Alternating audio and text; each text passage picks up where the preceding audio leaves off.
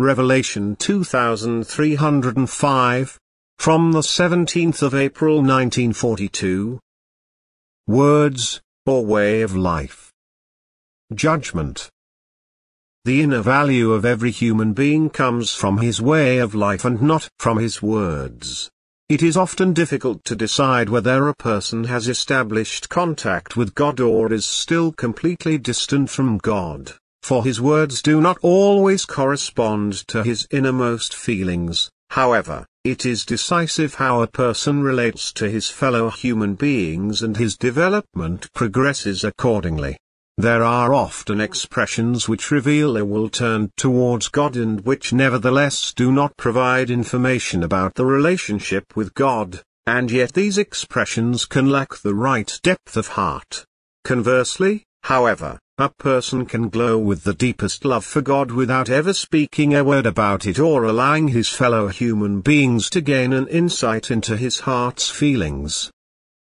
And that is why man should beware of passing judgment, for it can very often be a wrong judgment.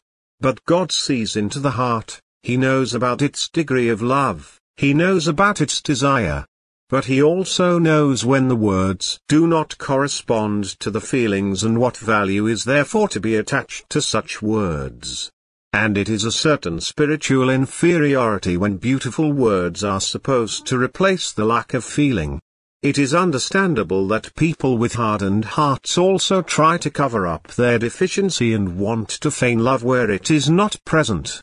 But at the same time these people lack the desire for truth. For if they desired to receive truth they would also be strict with themselves.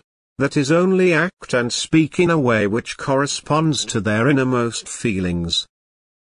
And this lack of desire for truth is also the obstacle to recognition when the human being is offered the truth. But a person's way of life reveals his innermost feelings and thoughts.